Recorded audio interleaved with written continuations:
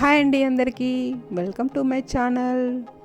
ఇవాళ వంకాయ పుదీనా గ్రేవీ ఎలా చేసుకోవాలో చూద్దాం.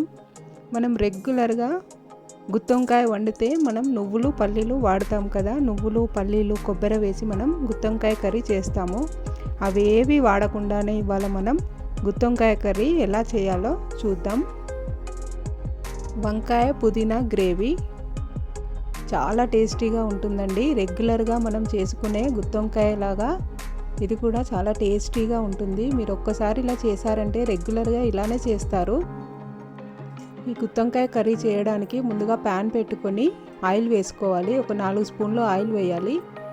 వేసి ఇందులో జీలకర్ర వేయాలి. 1 స్పూన్ జీలకర్ర కొద్దిగా వేగిన తర్వాత ఇందులో వెల్లుల్లిపాయ వేయాలండి. వెల్లుల్లిపాయ వేసి పచ్చిమిర్చి వేయాలి. ఇందులో మనం ఎండుకారం వాడట్లేదు, మొత్తం పచ్చిమిర్చి కారమే వాడుతున్నాము. పచ్చిమిర్చి కారం వేస్తేనే చాలా బాగుంటుంది కర్రీ. పచ్చిమిర్చి కూడా వేగిన తర్వాత 1 కప్పు ఉల్లిపాయ వేసుకోవాలి. అలాగే 1 కప్పు టమాటా కూడా వేసుకోవాలి. వేసుకొని వీటిని చక్కగా నూనెలో ఫ్రై చేసుకోవాలి. వీటిని మూత పెట్టి ఒక 5 మినిట్స్ మగ్గించుకోవాలి.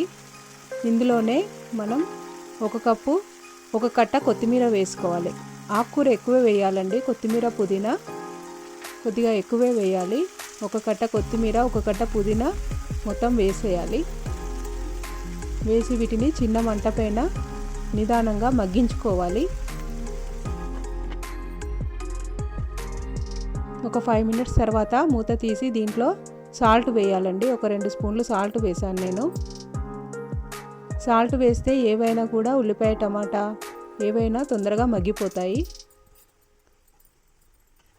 సాల్ట్ కూడా వేసి ఒక 2 నిమిషాల వరకు మగ్గించుకుంటే మనకు ఈ ఉల్లిపాయ టమాటా పూర్తిగా మగ్గిపోతుంది. చూడండి, ఉల్లిపాయ టమాటా మగ్గిపోయింది. ఇప్పుడు మనం స్టవ్ ఆఫ్ చేసుకొని వీటిని ఒక ప్లేట్లో చల్లార్చుకొని మనం వీటిని మిక్సీ పట్టుకోవాలి. మిక్సీలో వేసి మెత్తగా గ్రైండ్ చేసుకోవాలి. ఇలా చేస్తే కర్రీ చాలా టేస్టీగా ఉంటుందండి. ఒక్కసారి మీరు ఇలా ట్రై చేశారంటే రెగ్యులర్గా ఇలానే చేస్తారు. ఇప్పుడు మళ్ళీ కడాయి పెట్టుకొని దాంట్లో ఆయిల్ వేసుకోవాలి. ఆయిల్ వేసి ఇందులో 1 స్పూన్ జీలకర్ర వేయాలి. జీలకర్ర వేగిన తర్వాత మనం ముందే కట్ చేసి పెట్టుకున్న వంకాయల్ని వేసుకోవాలి. మనం ముందే కట్ చేసి పెట్టుకుని గుత్తొంకాయకి ఎలా కట్ చేస్తామో అలాగే కట్ చేసుకుని మనం సాల్ట్ వాటర్లో నానబెట్టి పెట్టుకోవాలి వంకాయలు. ఇప్పుడు వాటిని నూనెలో ఫ్రై చేసుకోవాలి. నిదానంగా చిన్న మంట పైన ఒక 5 మినిట్స్ వరకు మనం ఫ్రై చేసుకోవాలి. చూడండి, వంకాయలు కూడా మగ్గిపోయాయి. ఇప్పుడు దీంట్లో 1 స్పూన్ అల్లం వెల్లుల్లి పేస్ట్ వేయాలి. వేసి 1 స్పూన్ పసుపు కూడా వేయాలి. వేసి నూనెలో ఫ్రై చేసుకోవాలి.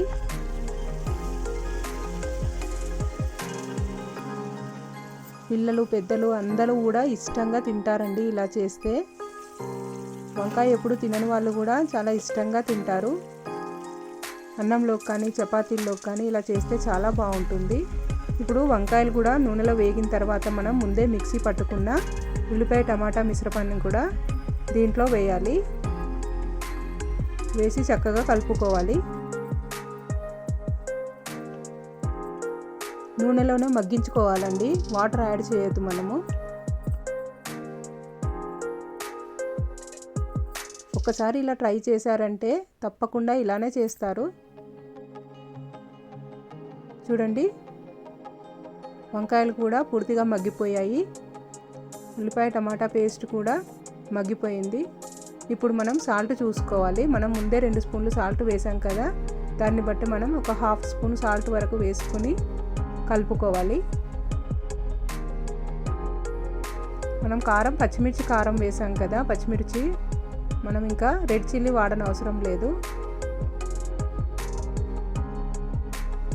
చూడండి, మనకు గుత్తొంకాయ కర్రీ రెడీ అయిపోయినట్లే. చిన్న మంట పైన ఒక 5 మినిట్స్ వరకు నిదానంగా మగ్గించుకుంటే మనకు గుత్తొంకాయ కూర డిఫరెంట్ స్టైల్లో రెడీ అవుతుందండి.